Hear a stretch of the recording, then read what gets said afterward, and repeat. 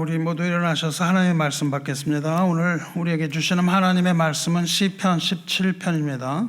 시편 17편 9절로부터 11절까지 교독하겠습니다. 내 앞에서 나를 압제하는 악인들과 나의 목숨을 노리는 원수들에게서 벗어나게 하소서.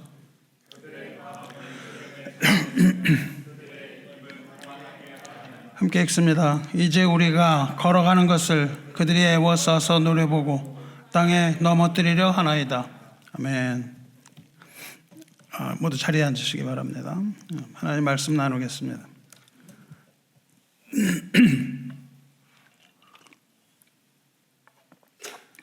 우리 지난주에 이어서 시편 17편 그 다음 말씀입니다. 지난주에 우리가 돌아보았던 것처럼 다윗은 하나님께 매달려서 간절하게 기도를 드립니다. 왜냐하면 물불 가리지 않고 다윗을 죽이려는 사울 왕의 그 치열한 추격전 때문이죠. 다윗을 노리고 원수들이 다윗을 죽이려고 하기 때문입니다. 9절 보시면 내 앞에서 나를 압제하는 악인들과 나의 목숨을 노리는 원수들에게서 벗어나게 하소서, 이렇게 기도합니다. 다윗은 하나님이 그를 악인에게서 구해 주시기를 바랬죠. 그 악인은 다윗 앞에서 그 다윗을 압제하는 그런 악인입니다. 그 악인이 바로 다윗의 원수들이라고 얘기하고 있죠. 그 원수들은 지금 다윗의 목숨을 노리고 있습니다. 나의 목숨을 노리는 원수들. 이것을 직역을 하면, 나의 목숨을 노리는 원수들을 직역을 하면 내 영혼을 둘러싼 극렬한 원수들, 그런 겁니다. 우리 영혼이라고 번역이 되어 있어요. 나라고 우리는 번역을 했지만 원어민은 영혼입니다. 나의 영혼을 둘러싼 것들. 영혼은 뭘 말해요? 생명을 의미하기 때문에 극렬한 원수들이 애워쌌다는 표현은 곧 다윗을 죽이려는 잔인한 원수들이 다윗을 둘러쌌다는 의미입니다. 그 원수들은 다윗의 생명을 취하지 않고서는 결코 만족하지 못하는 그런 원수들이죠. 우리에게도 그러한 원수들이 있습니다. 무엇이 우리의 원수인가요? 우리 원수들은 우리 생명을 노리고 애워싸는 우리의 죄입니다. 우리의 죄가 우리의 원수예요. 죄는 우리의 믿음을 없애려고 우리를 대적합니다. 그렇지만 우리가 믿음을 잃는다는 것은 곧 생명을 잃는 것이기 때문에 죄가 우리의 믿음을 없애려고 해서 우리가 그 믿음을 잃는 것은 생명을 잃는 것이죠. 그러니까 죄에게 져서 함몰되는 것은 곧 생명을 잃는 일이라고 말할 수 있는 겁니다. 이 죄는 우리의 생명을 노리는 적군이며 결국 맹렬하게 우리를 애워싸고 공격해서 우리를 사망에 이르게 하는 그러한 극렬한 원수들인 거죠.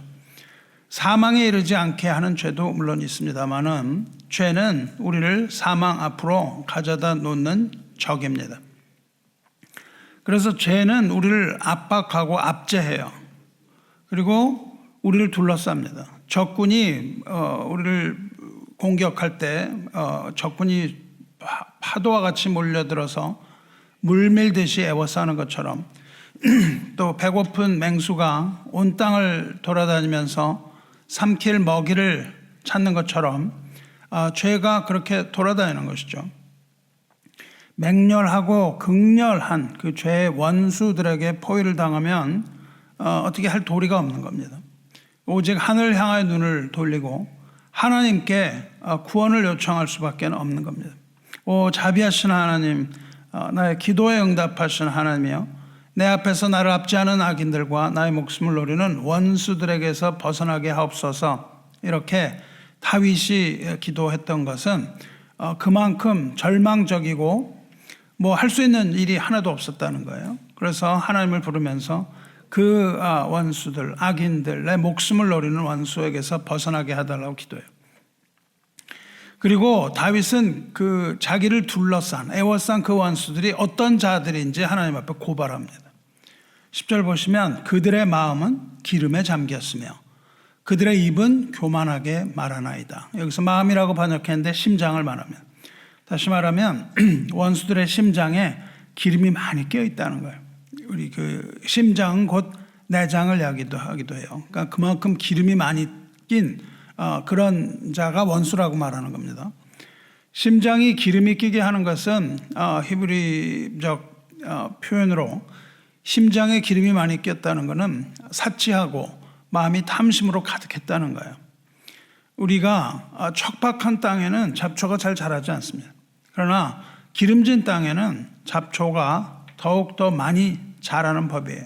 그래서 우리가 잔디밭에 무슨 비료 같은 걸 주면 잔디도 자라지만 잡초들이 훨씬 많이 자라서 그 땅의 양분을 먹고 훨씬 더 키가 크게 자라서 잡초를 죽이는 것을 많이 봐요.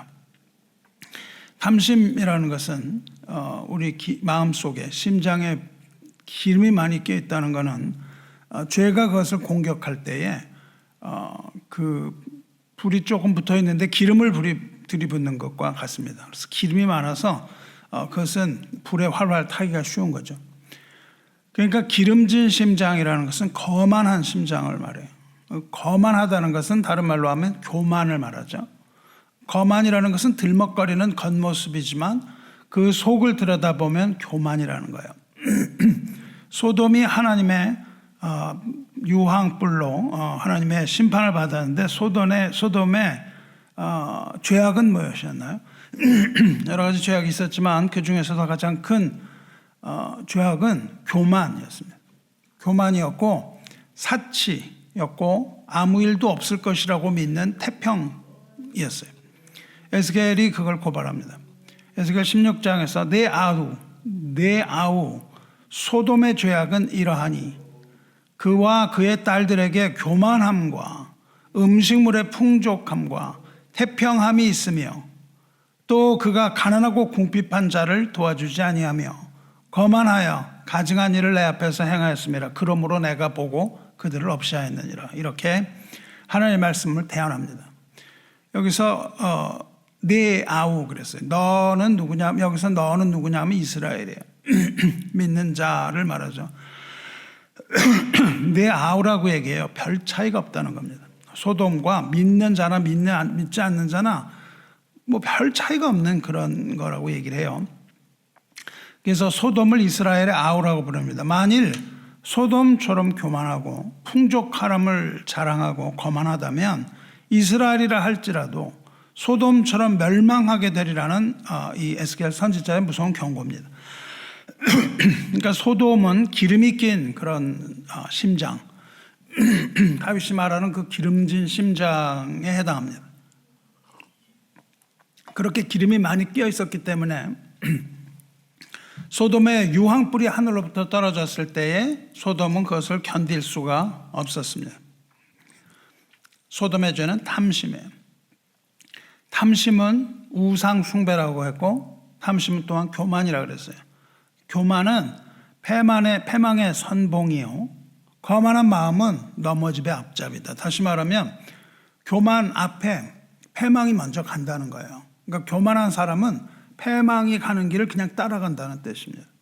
거만한 사람은 앞에 넘어지가 있는데, 그러니까 넘어지기 전에 거만한 마음이 먼저 있다는 거죠. 그러니까 거만한 마음이 있는 사람은 넘어진다는 거예요. 여기서 말하는 기름진 심장에 해당합니다. 그래서 우리 원수인 죄는 우리한테 뭘 불어넣느냐 하면 탐심을 불어넣어요. 그리고 탐심은 곧 교만의 죄로 나가게 됩니다. 죄 중에 가장 큰 죄는 교만의 죄라 그랬어요. 교만이 그 어떤 죄보다도 가장 크다고 말했습니다. 그래서 교만은 결국 패망, 즉 사망으로 나가게 되는 것, 이것이 죄의 원리예요. 죄가 우리를 건드리면 우리는 교만해지는 겁니다. 죄가 우리를 건드리면 자신을 보지 못하고 교만해져요. 자, 이제 앞에서 다윗은 기도를 드렸습니다. 그리고 기도와 함께 결심을 하죠. 주의 길을 굳게 지킬 것입니다 라고 하나님께 합니다. 지켰습니다라는 과거형을 하지만 사실은 그것은 길을 벗어나지 않고 주님의 길을 가겠습니다 라고 결심한 거예요. 길을 지키겠다는 건 그 길을 벗어나지 않겠다는 겁니다. 그 길을 벗어나지 않고 주님의 길, 의의 길을 걷겠습니다 라고 했을 뿐만 아니라 그 길을 걸을 때에 실족하거나 넘어지지 않겠습니다. 이렇게 두 가지를 얘기해요. 첫째로는 벗어나지 않고, 둘째로는 넘어지지 않겠다. 그런데 그렇게 하려고 해도 주님의 도움이 없이는 불가능하다는 것을 지난번에 말씀드렸어요. 왜냐하면 우리가 길을 가는데 눈이 어둡기 때문에 우리는 그 길을 갈 수가 없는 거예요. 그래서 그 길을 잃어버리지 않고 가기 위하여 우리에게 빛이 필요한데 그 빛이 바로 성령이라고 말씀드렸습니다. 우리가 주님의 길을 가기 위하여 꼭 필요한 것은 성령의 조명이에요. 성령께서 우리를 조명해 주셔야만 그 길을 벗어나지 않습니다. 그리고 또 우리가 넘어지지 않으려고 발버둥을 쳐도 우리가 약한 존재이고 우리의 무릎이 약하고 발이 아프다 그랬어요. 무릎이 약하고 발이 아프기 때문에 우리가 넘어지지 않을 수 없고 우리가 실족해서 넘어지지 않으려면 주님의 손을 붙들어야 되는 거죠. 주님의 붙드심이 절대 필요합니다. 그렇게 하려고 함에도 불구하고 다윗을 압제하는 이 악인들과 다윗의 목숨을 노리는 이 원수들이 계속해서 방해하는 거예요. 그게 오늘 11절 말씀입니다. 다윗은 그렇게 계속 가려고 했는데 원수들이 압제하고 죽이려고 해요. 압제하고 죽이려고 하는 원수들이 그 길가에 나타나는 거죠. 그 사람들은 어떤 사람들이냐면은 그 기름진 심장을 가지고 있는 사람들, 다윗을 죽이려고 하는 원수들이 나타나요. 그래서 11절에 이렇게 되죠. 이제 우리가 걸어가는 것을 그들이 애워싸서 노려보고 땅에 넘어뜨리려 하나이다. 그렇게 얘기를 해요. 여기서 이제 다윗은 나는이라고 얘기했다가 이제 그것이 확대가 돼요. 우리는이라고 바뀝니다. 그러니까 다윗과 및 다윗과 함께하는 사람들, 모든 성도들을 얘기하는 것이죠. 그런 자들로 확대가 됩니다. 그러니까 원수의 분노, 이 죽이려고 하는 이 분노는 다윗 한 사람만을 향한 것이 아닌 것, 그것이 아님을 우리는 알 수 있습니다. 어둠의 황제를 섬기는 어둠의 세력이 있는데 어둠의 황제를 섬기는 그 어둠의 세력은 자기들의 주군을 위해서 섬깁니다. 그래서 그 세력은 모든 성도, 그리스도 안에 있는 모든 성도를 하나도 빼놓지 않고 다 미워하는 거예요. 우리가 그리스도 안에 있다면 당연히 그 세력은 우리를 다 미워하게 되어 있습니다. 그들은 하나님도 미워합니다. 하나님도 미워할 뿐만 아니라 하나님 자녀들의 공동체, 하나님의 교회를 무너뜨리려고 안간 힘을 쓰고 있는 거예요. 그래서 교회는 바른 길을 걸어가려고 하는데 이 악한 자들이 그 길가에 나타나는 거예요. 그렇게 교회를 무너뜨리려고 안간 힘을 쓰고 있는데 그러나 교회는 주님의 것이고 교회의 중심에 계시는 분이 주님이고 교회의 머리가 주님이에요. 그래서 주께서는 이 원수들을 물리치고 결국 성도를 보호하실 것입니다. 할렐루야. 그러나 성도를 추경하는 어둠의 세력은 그 길가에 나타나서 성도가 걸어가는 길을 애워쌉니다. 둘러싸고 그 길을 노려본다. 그렇게 표현이 되고 있어요. 다윗은 지금 어느 길을 걷고 있죠? 그 앞에서 다윗과 함께하는 그 성도들이 걸어가는 길은 조금 전에 말한 그 앞에 다윗이 결심했던 것 5절에 나오는 길, 주의 길이에요. 주의 길을 걸어가고자 했거든요. 근데 주의 길을 걸어가지 못하게 하는 세력이 나타났다는 겁니다. 그 앞 5절에 나오는 주의 길, 다윗이 기도하며 굳게 지키려는 길, 실족하지 않으려고 애써 결심하고 걷는 길, 그 주님의 그 길을 지금 걷고 있어요. 그런데 그 어둠의 세력은 그 길을 애워싸고 노려봐요. 왜 그 길을 노려보고 있을까요? 이들은 다윗을 노려보는 게 아니라 땅을 노려보고 있어요. 다윗을 노려보고 있는 게 아니라 다윗이 걷는 땅을 노려보고 있습니다. 어떤 모습을 찾으실 수 있어요? 다윗이 거기 없다는 겁니다. 다윗이 없어요. 그들은 아직 다윗을 찾아내지 못한 거죠. 근데 사냥개들이 사냥을 할 때 어떻게 사냥을 해요? 사냥개들이 먹이를 사냥할 때에 이 개들이 어딜 보냐면 땅을 노려본다고. 그리고 주인한테 가서 막 짖어요. 냄새를 맡은 거예요. 어떤 냄새를 맡았나요? 그 사냥의 대상인 사람이 걸어갔던 발자국을 보면 이 개들은 거기 가가지고 막 냄새를 맡고 짖어요. 그렇다면 그 사냥꾼은 어떡합니까? 거기에 가서 발자국이 어느 방향을 향해서 나 있는가? 뭐 이런 영화 같은 데서 많이 보셨을 거 아니에요? 그걸 속이기 위해서 신발을 뭐 거꾸로 들고 걷고 막 이런 영화들 보셨을 거예요. 다윗이 그 길을 걸어갔다면 다윗의 발자국, 즉 다윗의 족적이 거기 남아있다는 거죠. 다윗의 발자국이 있어요. 우리가 걸어가면 그 발자국이 남아야 되겠죠. 그래서 사냥꾼은 이 쫓기는 짐승들의 발자국, 이 쫓기는 먹잇감의 발자국을 찾기 위해서 땅을 주목하고 노려본다는 겁니다. 이 악의 세력은 계속해서 분노해요. 그래서 그 발자국의 주인을 찾으려고 합니다. 그래서 악은, 그 죄는 우리가 무엇을 하고 있는지 관찰을 하는 거예요. 그래서 우리가 걷고 있는 발걸음 하나하나를 다 주목하고 있다는 겁니다. 뭘 하고 있는지 다 보는 거예요. 그러면서 우리를 찾아서 우리를 덮칠 기회만을 보고 있는 것이죠. 영적으로 보면 우리는 영적으로 볼 때 사냥을 당하고 있는 거예요. 우리가 이걸 몰라서는 안 됩니다. 사냥을 당하고 있는 겁니다. 원수들이 이미 둘러싸고 우리가 걸어가려고 하는 그 길에 난 발자국을 노려보고 있는데 발각이 되면 안 되는 것이죠. 발각이 돼서 공격을 당하지 않으려면 얼마나 우리가 그 발자국을 조심해서 내야 되겠어요. 이거 마치 성난 황소가 적을 들이받으려고 하는 거랑 똑같아요. 여러분 그 황소가 또는 그 성난 소와 그 투할 때 보면요, 그 황소가 어떻게 해요? 이렇게 딱 앞에 발을 내딛고 뿔을 높이 세우고 그 분노 때문에 코에서는 콧김이 흥흥하고 막 나오죠. 막 분노해서 나옵니다. 그리고 고개를 어떻게 하죠? 딱 숙여갖고 땅을 본다고요. 땅을 노려보는 그런 모습을 하고 있는 거죠. 지금 적이 애워싸고 우리를 노려보고 있나이다 그러거든요. 그리고 나서는 어떻게 돼요? 발견을 하면 두 발로 흙을 막 걷어내고 긁어내고서는 먼지를 내면서 발견된 그 자를 향하여 황소는 온 힘을 당해서 전속력으로 돌진하잖아요. 이런 모습인 거죠. 다윗은 그 길을 가려고 하는데 약해요. 그렇지만 그 발자국이 납니다.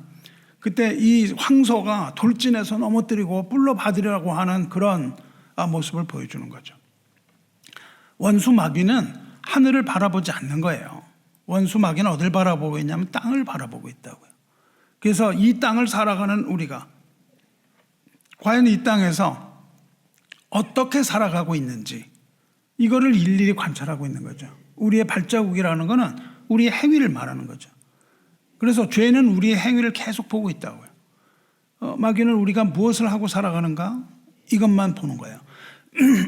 이건 마치 검사가 이 사람의 죄를 들추기 위해서 뭘 다 끄집어내는 것과 같은 그런 겁니다. 그래서 하나님 앞에 고소하기 위하여 이렇게 우리의 족적, 걸어간 길, 우리의 살았던 모습 이런 것들을 일일이 다 찾아내요. 그래서 기회만 있으면 우리가 걸어가는 길에 거친 돌을 두어서 넘어지게 하고 공격하고 이러는 거죠.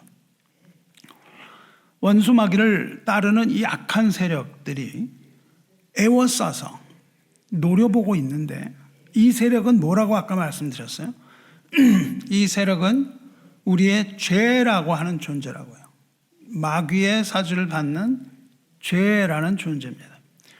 죄가 우리를 노려보고 있다가 기회를 타서 우리를 넘어뜨려서 실족하게 하고 죽이려 하는 것이다 그 말입니다. 그 죄는 성난 황소의 눈처럼 사냥꾼을 노리는 이 사냥꾼의 사냥감을 노리는 그 사냥꾼의 매서운 눈처럼 우리가 땅에 남긴 모든 발자국 돌아보면서 문제가 될 만한 것들을 다 찾아내서 고발하는 거예요. 이것을 잘 설명한 사람이 사도 바울입니다. 사도 바울은 이 상황에 대해서 잘 설명을 해요. 그게 어디에 있냐면 로마서 7장에 있습니다. 로마서 7장 11절에 죄가 기회를 타서 그래요. 기회를 보고 있단 말이죠. 죄가 기회를 타서 계명으로 말미암아 나를 속이고 그것으로 나를 죽였는지라 그래요. 여기서 바울은 죄를 의인화해요. 사람인 것처럼 합니다. 그렇죠? 죄가 사람인 것처럼 해요. 그 다윗의 원수들이 다윗을 애워싸고 놀아보면서 땅에 넘어뜨리려고 했던 것처럼 죄도 의인화된 죄가 호시탐탐 기회를 엿보고 있었다는 거예요. 사도 바울의 뭘 잘못하는 것만 발견을 하려고 기회를 엿보고 있었어요. 이 죄가 기회를 보다가 바울을 죽였다는 겁니다. 그 죄가 날 죽였다고 지금 얘기를 해요. 뭘 이용해서 죽였죠? 계명을 이용해서 죽였다 그래요. 계명, 즉 하나님의 율법을 이용해서 사도 바울을 죄가 죽였다 이렇게 얘기를 해요. 그럼 어떻게 바울은 계명 때문에 도대체 죽게 됐을까요? 이 바울의 죄는 교묘하게 계명, 즉 도덕법을 끌어들여요. 내가 이렇게 살아야 된다는 이야기를 계속하는 겁니다. 하나님의 사람인 바울은 율법을 따라서 살려고 했어요. 바울은 율법을 따라서 살려고 했는데 죄가 율법을 바울한테 갖다 들이댔다고요. 이렇게 살려고 했는데 죄가 너 그렇게 사니? 라고 율법을 들이댔단 말이죠. 그 율법을 통해서 바울에게 뭘 가져다 줬냐면 절망을 가져줬다는 거예요. 좌절하게 했다는 거예요. 그렇게 하려고 했는데 하지 못하는 자기를 보면서 좌절하는 거예요. 내 못하는구나 이렇게 하는 거죠. 그 앞에서 바울은 뭘 얘기했냐면요. 우리가 죄에 대하여 이기기 위해선 죄에 대하여 죽어야 된다 그랬어요. 죽어야 돼요. 살아서 있을 수 없다는 거예요. 왜냐하면 죄가 우리를 유혹할 때 우리가 죽어 있으면 그 죄에 대해서 반응하지 못하기 때문에 이미 죽었다는 거죠. 그래서 죄에 대해서는 죽은 사람이 어떻게 일어나서 죄에 시키는 걸 하겠어요? 못한다는 거예요. 그래서 바울은 뭐라 그러냐면 내가 복음 때문에 이제 죄에 대해서 죽었다 그렇게 얘기를 해요. 죽었다고 생각을 합니다. 그래서 자기 말대로 이제 죄에 대해서 죽었기 때문에 하나님의 모든 계명과 율법을 다 지킬 수 있다 그렇게 얘기를 합니다. 유혹받지 않을 거야 나는 그렇게 얘기를 해요. 그런데 그는 복음을 믿고 구원을 받은 단계라 할지라도 그 전처럼 계속 죄를 짓고 있는 자신을 바라보는 거예요. 그걸 발견합니다. 그냥 어쩔 수 없이 자꾸 죄를 짓고 있는 거예요. 내가 죄에 대해서 죽었으니까 당연히 계명을 지켜야 될 수 있어야 된다고 생각을 했는데 현실은 바울의 이론과는 너무 달랐던 거예요. 1장부터 7장까지 바울이 멋있게 그 얘기를 하거든요. 믿음으로 구원을 얻고 죄에 대해서 죽고 이렇게 해야 된다 했습니다. 그런데 그렇게 막 이야기를 하고 있는 오직 믿음으로 구원 얻는다 이런 걸 다 하면서 맞는 이야기만을 하고 있는 바울. 그런데 죄는 여전히 기회를 봐서 바울을 노리고 있었던 거예요. 마치 다윗의 원수들이 발자국을 통해서 다윗의 일거수일투족 다 관찰하면서 뒤를 쫓다가 기회가 생기면 사냥하려고 했던 것처럼 기회를 보고 바울이 그럴 약점을 볼 때 딱 공격을 했다 이 말이에요. 그러니까 그런 식으로 죄는 바울의 모든 것을 다 바라보면서 기회를 그 죄가 바울의 모든 걸 다 바라보면서 바울의 기회를 노리고 있었는데 바울은 계명을 잘 알고 있었다 이거예요. 근데 그거를 깨닫지 못했다 이렇게 고백을 해요. 속였다는 겁니다. 겉으로는 다 알았어요 그거를. 그런데 죄가 싹 속이니까 거기에 넘어가서 죽었다는 겁니다.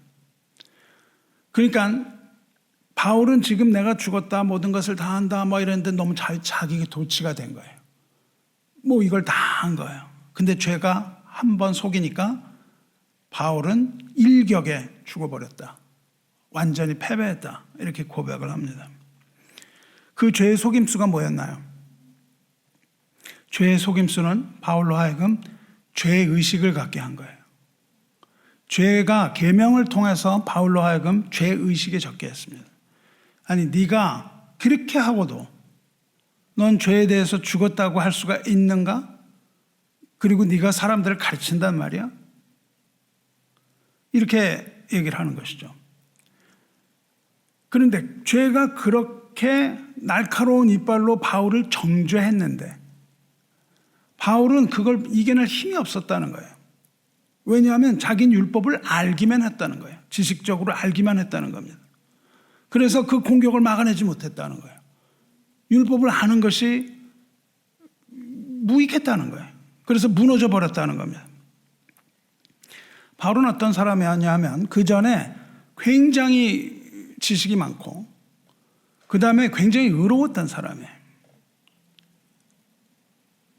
그래서 로마서 10장에서 뭐라고 하냐면 자기는 하나님의 의를 모르고 자기 의를 세우려고 힘써 하나님의 의에 복종하지 아니하였었다 그래요. 그런데 자기의 의가 가득했을 때는 하나님의 율법을 잘 알았는데 그 율법을 깨닫진 못했다 그래요. 뭐라는 걸 깨닫지 못했냐면 그 율법의 근본 정신이 사랑이라는 것을 깨닫지 못했다는 거예요. 그래서 율법을 지식적으로만 전부 알고 있었지 율법의 의미는 몰랐다는 거예요. 그래서 7장 9절에 뭐라고 그러냐면 전에 율법을 깨닫지 못했을 때는 내가 살았다 그래요. 깨닫지 못한 거예요. 그 율법이 뭔지를 몰랐다는 거예요. 그게 뭘 의미하는지를 모르고 십계명과 규례와 이런 것들을 굉장히 잘 알았다는 겁니다. 그래서 그때는 자기가 살았다는 거예요. 자기의 의로움이 그냥 살았어요. 살아있으니까 어떻게 돼요? 죄가 공격을 할 때 이기질 못했단 말이죠. 또 죄를 졌단 말이에요. 그게 살아있었기 때문에 죽었다고 말은 했는데.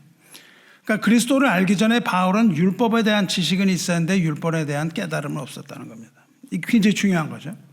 율법의 지식과 율법의 깨달음. 그때는 자기 의가 살아서 모든 걸 다 할 수 있다고 생각했는데 율법 앞에 딱 서니까 그것을 이루지 못했다. 그래서 거기서 율법한테 맞아 죽었다는 거예요. 전에 율법을 깨닫지 못했을 때는 내가 살았더니 계명이 내 앞에 나타나니까 내 죄가 살아나고 나는 죽었다. 그렇게 얘기합니다. 사도 바울이 그랬다는 걸 고백을 해요. 근데 사도 바울은 위대합니다. 왜냐하면 왜 그럴까요? 사도 바울이 위대한 구원을 받고 위대한 전도자가 되죠. 그렇게 전도자가 됐던 이유는 자기가 자기 의로 가득한 사람이었다는 것을 깨달은 거예요. 깨닫고 내가 그런 사람이었다고 고백을 했기 때문입니다. 바울뿐만 아니라 우리 중에 어느 누구도 자기 의를 갖지 않은 사람 하나도 없어요. 한 명도 없습니다. 모두가 다 자기의 옳은 게 다 있거든요. 그것이 실제로 옳든 옳지 않든 간에 내가 옳다고 하는 것이 자기예요. 그게 있는데 그렇지만 자기가 의롭다고 그 생각은 하는데 그것이 하나님의 의가 아니고 내 의라는 것을 깨닫기는 어렵습니다. 그걸 잘 못 깨달아요. 뿐만 아니라 그것이 나의 의라는 것을 인정하는 것은 더 어렵습니다. 아주 어렵습니다. 다윗이나 바울의 위대함은 어디에 있어요? 자기의 의를 고백하는 거예요. 그걸 인정하고 고백함에 있습니다. 이것이 나의 것이다. 내가 그랬구나 라고 고백을 해야 돼요. 자기의 의는 교만이라고 얘기를 했어요. 그리고 교만은 패망 앞에 행진한다고 말했습니다. 그러니까 이것은 우리를 멸망으로 이끄는 거예요. 우리가 우리의 의와 우리의 어떤 실패 이런 데서 벗어나는 길은 오직 하나입니다. 우리가 거기에서 벗어나는 것은 오직 스스로 내가 자기의 의에 갇혔다는 것을 깨달아야 돼요. 그리고 그것을 인정해야 됩니다. 그렇다는 걸 인정을 해야 돼요. 하나님 앞에. 그리고 고백하는 길 이외에는 없습니다. 어떤 신경증 환자가 있는데 신경증 환자의 가장 치료하기 힘든 점은 뭐예요? 인정을 안 하는 거예요. 내가 아프다는 걸 인정을 안 합니다. 내가 정신이 좀 이상하다는 걸 인정을 안 해요. 내가 우울증이라는 걸 인정을 하려고 하질 않습니다. 그 의사한테 가지 않는 거예요. 먼저 우울증의 치료의 1단계는 그것을 인정하는 거예요. 인정을 해야만 합니다. 내가 우울증에 있다는 것을 인정해야만 그 다음 수순이 이루어지는 거예요. 해당 의사에게 치료받으려 하지 않는다면 나을 수가 없습니다. 그러니까 우리는 우리의 어떠함이 나쁜 어떤 점이 초점에 있는 것이 아니라 우리는 그것을 하나님 앞에 인정하고 하나님 앞에 가지고 나가는 것. 이것이 위대한 바울과 그렇지 않은 사람들의 차이인 것이죠. 우리는 바울과 같이 우리의 옳은 것 이런 것들을 하나님 앞에 가지고 나가기를 축원합니다. 그럼 율법은 뭐였냐 이거예요. 율법이 바울을 죽이려고 했는데 율법이 바울을 죽였나요? 율법이 바울을 죽인 게 아닙니다. 율법이 잘못돼서 바울을 죽인 게 아니고 죄가 율법을 사용해서 율법을 들이대서 바울을 죽였어요. 율법은 하나님께서 직접 주신 겁니다. 그러니까 율법은 잘못된 것도 아니고 불필요한 무용지물도 아닙니다. 오히려 율법은 거룩한 것이고 계명도 거룩한 것이고 의롭고 선한 것이고 생명을 주는 거예요. 그러나 계명은 우리 가운데 있는 죄를 드러나게 하는 거예요. 그래서 우리는 그 심한 죄의식을 계속 느끼면서 하는 겁니다. 구원받은 자라도 우리가 구원을 받았는데요, 선을 행해서 거룩하게 되려고 노력을 해요. 그렇게 노력을 하는데 그 소망이 계속 깨지는 거예요. 산산이 깨지고 좌절되고 절망하는 겁니다. 몰라서 못하는 게 아니에요. 알고도 그러는 거죠. 그것이 죄라는 것을 분명히 압니다. 알면서도 그렇게 해요. 이것처럼 계명은 우리로 하여금 스스로 의롭게 만드는 거예요. 그렇게 돼서 선한 삶을 살겠다는 삶, 그렇게 하는 자에게는 뭘 가져오냐면 허무감을 가져와요. 그러나 다시 말씀드렸던 것처럼 계명이 우리 삶을 좌절시킨다 해도 계명 자체가 악한 것이 아니라 죄가 계명을 가지고 우리를 그렇게 만든 거죠. 만일 계명이 우리를 좌절하게 한다면 계명과 율법은 파기돼야 되는 거잖아요. 폐기돼야 되는 거잖아요. 바울은 아니라고 얘기를 합니다. 결코 그럴 수 없다고 말해요. 스스로 선하게 되지 못하는 겁니다. 바울이 발견한 게 그거예요. 바울은 스스로 선하게 될 수가 없구나, 이것을 깨달은 거예요. 그 율법을 다 지키려고 했는데 바울이 얻은 결론은 내가 선하게 될 수가 없구나 깨달아요. 그리고 그 이유를 깨닫습니다. 왜 그렇게 되냐면, 바울이 깨달은 이유는 뭐냐면 자기 몸이 사망의 몸이었기 때문이라는 거예요. 이게 우리 몸이 사망의 몸이라는 거예요. 사망의 몸은 하나님의 법을 지키고 선을 행하여 하나님을 기쁘시게 할 수가 없다는 겁니다. 그래서 이제 바울은 이제 율법을 알고 또한 율법을 깨닫는 자가 돼요. 그러니까 율법을 알고 깨달았는데 그럼에도 불구하고 바울은 여전히 그 죄에서 벗어나지 못하는 자신을 바라보게 되는 거예요. 그래서 그는 생명에 이르게 할 그 계명이 도리어 나를 사망에 이르게 했구나, 이렇게 한탄합니다. 두 가지예요. 하나는 자기의 지나친 의 때문에 실족했습니다.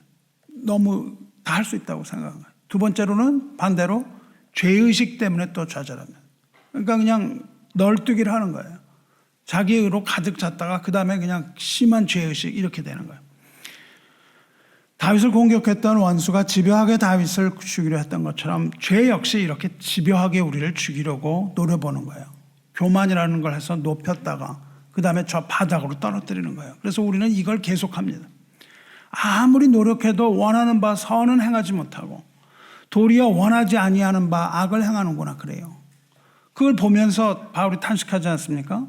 내 지체 속에서 한 다른 법이 내 마음의 법과 싸워 내 지체 속에 있는 죄의 법으로 나를 사로잡는 것을 보는도다. 오호라, 나는 공고한 사람이로다. 이 사망의 몸에서 누가 나를 건져내라, 이러거든요. 내가 그 사망의 몸에 있는 한 결코 율법을 따라 살 수가 없다, 이렇게 되는 겁니다. 그렇지만 이런 갈등과 고통 가운데서 사도 바울은 또 하나의 법을 발견하죠. 그리고 감사합니다. 그 법이 뭐예요? 바로 생명의 성령의 법입니다. 그러므로 생명의 성령의 법 안에 있는 사람에게는 결코 정죄함이 없나니, 그렇게 말하는 거예요. 그 사람 안에서는 완전한 구원을 이룬다라는 것을 이제 깨닫는 거예요. 그러니까 바울이 진정으로 깨달은 것은 뭐냐면 율법 자체를 깨달은 것이 아니라 새로운 법을 깨달은 거예요. 그 새로운 법이 뭐냐면 성령의 법이라는 겁니다. 이것을 완전히 깨닫습니다. 이것이 로마서 7장 8절이고 오늘 여기서 구원해달라고 하는 다윗의 기도가 바로 그거예요. 그래서 7장 그 탄식을 한 후에 뭐라고 그러냐면 우리 주 예수 그리스도로 말미암아 하나님께 감사하노니, 그러므로 이제 그리스도 예수 안에 있는 자에게는 결코 정죄함이 없나니, 이는 그리스도 예수 안에 있는 생명의 성령의 법이 죄와 사망의 법에서 너를 해방하였습니다. 율법이 육신으로 말미암아 연약하여 할 수 없는 그것을 하나님은 하시나니 곧 죄로 말미암아 자기 아들을 죄 있는 육신의 모양으로 보내어 육신의 죄를 정하사 육신을 따르지 않고 그 영을 따라 행하는 우리에게 율법의 요구가 이루어지게 하려 하심이라. 할렐루야. 이것이 바로 생명의 성령의 법입니다. 그리고 사도 바울을 구원했던 그것이에요. 그렇습니다. 죄는 기회를 보아서 우리를 정죄하고 우리를 죽이려고 하는 거예요. 그렇지만 그리스도 예수 안에 있는 생명의 성령의 법 안에 있는 사람에게 죄는 더 이상 아무런 효험이 없는 겁니다. 이 단계가 되어야 되는 것이죠. 아무리 죄가 눈을 부릅뜨고 애워싸서 노려보고 땅에 넘어뜨리려고 해도 소용이 없다는 거예요. 왜냐하면 하나님께서 그리스도 예수 안에서 눈동자와 같이 지키시고 주의 날개 그늘 아래 감추시기 때문이라는 겁니다. 어둠의 영은 우리를 우리 주 예수 그리스도 안에 있는 하나님의 사랑에서 끊을 수가 없습니다. 말씀 마치겠습니다. 사랑하는 성도 여러분, 오늘 우리가 배운 다윗과 같이 그렇게 기도하시기 바라요. 나를 눈동자같이 지키시고 주의 날개 그늘 아래에 감추사 내 앞에서 나를 압제하는 악인들과 나의 목숨을 노리는 원수들에게서 벗어나게 하소서. 자비로우신 하나님께서 우리를 모든 환난 가운데서 건져주시기를 우리 주 예수 그리스도의 이름으로 축원합니다. 기도하겠습니다. 자비로우시고 은혜로우신 하나님 아버지, 하나님의 사랑하는 성도들이 선하신 주께 기도하며 주의 길을 굳게 지키고 실족하지 않기 위해 고군분투하지만 악한 영은 주의 양들을 능멸하고 늑살하려고 호시탐탐 기회를 노리고 있음을 알게 하시니 감사합니다. 우리가 사냥당하고 있다는 것을 깨닫고 오직 주님의 날개 위에 숨기를 원합니다. 우리를 압박하는 그 원수들은 교만하게 주님의 백성을 유린하고 속임수로 죄의식을 불어넣어 좌절하게 하나이다. 선한 율법 주신 주님, 그 율법이 도리어 사망이 되면 악한 영의 속임수인 것을 깨닫게 하시고 이제 속임수에 넘어가지 않게 하여 주시옵소서. 이제 율법의 참 의미인 사랑의 원리를 더욱 알게 하사 우리를 사랑하신 주님 안에서 사랑하게 하시며 생명의 성령의 법 안에서 우리를 인도하사 하나님의 자녀들이 그리스도 안에서 안식 얻게 하여 주시옵소서. 하나님의 은혜로 모든 죄를 다 사하여 주셨음을 믿는 믿음을 허락하여 주시옵소서. 그래야 오직 하나님께 영광을 돌리며 주님의 이름을 찬양하오니 우리의 찬양 소리를 받으시고 죄 그리고 죄의식으로부터 건져 주시옵소서. 그리고 그리스도의 복음 안에서 참된 자유를 허락하여 주시옵소서. 우리 주 예수 그리스도의 사랑 안에서 하나님께 모든 영광을 돌리며 우리 주 예수 그리스도의 거룩하신 이름으로 기도드리옵나이다. 아멘.